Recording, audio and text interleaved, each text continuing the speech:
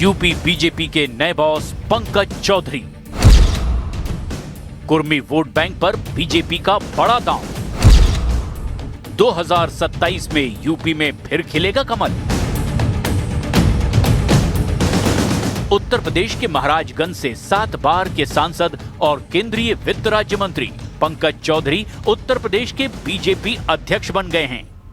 2027 में उत्तर प्रदेश में होने वाले विधानसभा चुनाव को देखते हुए बीजेपी आलाकमान ने पंकज चौधरी के नाम पर मुहर लगाई है। पंकज चौधरी पिछड़ा वर्ग से आते हैं और बड़े कुर्मी नेता हैं।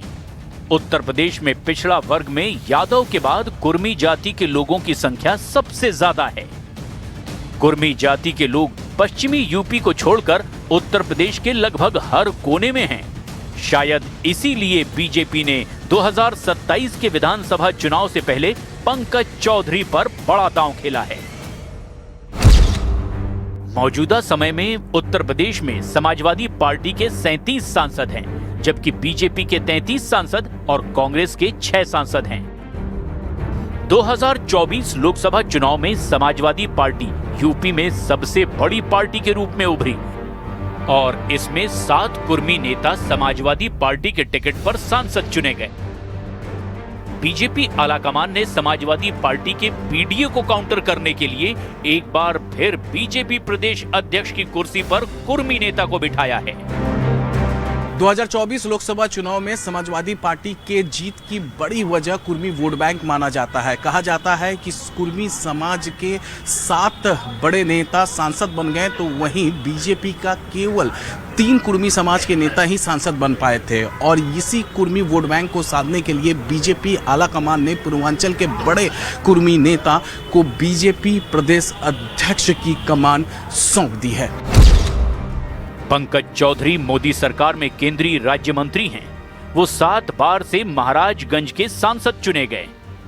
मोदी अमित शाह के भरोसेमंद हैं।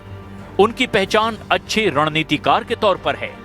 सबसे बड़ी बात, वो कुर्मी जाति का बड़ा चेहरा हैं और पूर्वांचल के कई जिलों में उनकी मजबूत पकड़ है।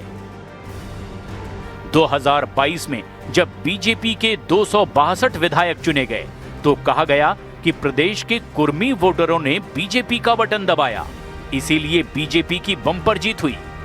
योगी 2.0 सरकार में स्वतंत्र देव सिंह कैबिनेट मंत्री बनाए गए।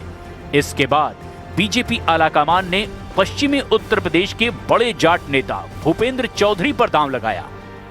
इनके समय में 2024 लोकसभा चुनाव हुआ, लेकिन इस चुनाव में बीजेपी को इंडिया गठबंधन के आगे मुंह की खानी पड़ी और समाजवादी पार्टी लोकसभा में देश की तीसरी सबसे बड़ी पार्टी बनी। समाजवादी पार्टी के 7 कुर्मी नेता सांसद बन गए और ये नैरेटिव चल गया कि समाजवादी पार्टी को कुर्मी जाति का समर्थन मिला।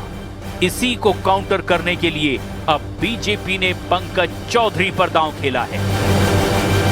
उत्तर प्रदेश में ओबीसी वोट बैंक पर नजर डालें तो यादव समाज के बाद सबसे ज्यादा अगर कोई वोटर है तो वो कुर्मी समाज के लोग हैं। पश्चिमी उत्तर प्रदेश को छोड़ कुर्मी समाज के लोग उत्तर प्रदेश के हर इलाके में हैं और ऐसा कहा जाता है कि कुर्मी समाज के लोग पूरी तरीके से बीजेपी के साथ नहीं है। ऐसे में इस बार बीजेपी आलाकमान ने 7 बार के सांसद और पूर्वांचल के बड़े कुर्मी नेता पर दांव खेला है। तो ये एक बड़ा दांव निश्चित तौर पे खेला गया है और भव्य कार्यक्रम का आयोजन करके ये तस्वीरें सामने आई। अमित मेरे सहयोगी लगातार मेरे साथ बने हुए हैं। अमित, ये एक बड़ा दांव निश्चित तौर पे खेला गया है। बार बार हम 2027 का जिक्र कर रहे हैं क्योंकि अभी से ही बीजेपी उसकी तैयारी कर रही है, लेकिन पंकज चौधरी के नाम का ऐलान, एक कुर्मी नेता का चुना जाना, क्या ये सत्ता की कुंजी है? क्या चाबी इसे माना जा रहा है? क्योंकि इसके पहले भी 2 कुर्मी नेता चुने गए थे, अध्यक्ष चुने गए थे। तो अब ये कितना बड़ा मास्टर कार्ड या फिर मास्टर प्लान बीजेपी का देखा जाए? जी हाँ, बिल्कुल। देखिए, इससे पहले अगर हम बात करें तो कुर्मी समाज के नेता के तौर पे ओम प्रकाश सिंह वो बीजेपी के प्रदेश अध्यक्ष रह चुके हैं। इसके बाद अगर हम बात करें तो विनय कटियार वो बीजेपी के नेता जो वो प्रदेश अध्यक्ष रह चुके हैं, वो भी बड़े कुर्मी समाज के नेता है। इसके अलावा अगर हम बात करें तो स्वतंत्र देव सिंह, जिनके नेतृत्व में जो अब वो प्रदेश अध्यक्ष थे, तब योगी 2.0 गवर्नमेंट बनी, सरकार बनी, तो जाहिर तौर पर ये चौथे कुर्मी समाज के ऐसे नेता है जिन्होंने प्रदेश अध्यक्ष की बागडोर अपने हाथों में ली है, या यूं कहें कि आला कमान ने इन पर भरोसा जताया है ताकि 2027 विधानसभा चुनाव में कुर्मी समाज के वोटर, क्योंकि कुर्मी समाज के वोटर की बात करें तो यादव समाज के बाद उत्तर प्रदेश में सबसे ज्यादा अगर किसी ओबीसी जाति में किसी जाति का वोट है तो वो ओबीसी में अगर किसी जाति का वोट है तो वो कुर्मी समाज के लोगों के। कुर्मी समाज के लोग अगर पश्चिमी उत्तर प्रदेश को छोड़ दें तो उत्तर प्रदेश के हर एक इलाके में है, और जाहिर तौर पर इसी वजह से कुर्मी समाज के हाथों में उत्तर प्रदेश बीजेपी का बागडोर गया है, ताकि एक तरफ उत्तर प्रदेश के मुख्यमंत्री योगी आदित्यनाथ का चेहरा, दूसरी तरफ जो चेहरा होगा वो पंकज चौधरी का चेहरा होगा। 2027 के विधानसभा चुनाव में जब ये जाएंगे तो प्रचंड ये बीजेपी आला कमान को लगता है कि इन चेहरों के साथ प्रचंड बहुमत हालांकि से वो जीत के आएंगे। और हालांकि जब भी चुनाव में जाती है बीजेपी तो चेहरा केवल एक ही होता है बीजेपी का, वो प्रधानमंत्री नरेंद्र मोदी। और जिस तरीके से प्रधानमंत्री नरेंद्र मोदी की कार्यशाला है अब, और जिस तरीके से वो काम करते हैं, जिस तरीके से लोगों से वो कनेक्ट करते हैं, इसी वजह से बीजेपी लगातार 8.5 सालों से उत्तर प्रदेश में शासन कर रही है, और जाहिर तौर पर देश में 11 सालों से। मैं एक बार फिर से आपको यहाँ पर तस्वीरें दिखा दूं, तो यहाँ पर तस्वीर देखिए किस तरीके से मंच पे एक बार फिर से बोलने के लिए उठे हैं पीयूष गोयल। और पीयूष गोयल एक बार फिर से संगठन के बारे में यहाँ पर पदाधिकारियों को जानकारी देते हुए, और किस तरीके से चुनावी प्रक्रिया को पूरा कराया जाता है उस बारे में बताते हुए यहाँ पर आप देखिए यहाँ तस्वीरों में।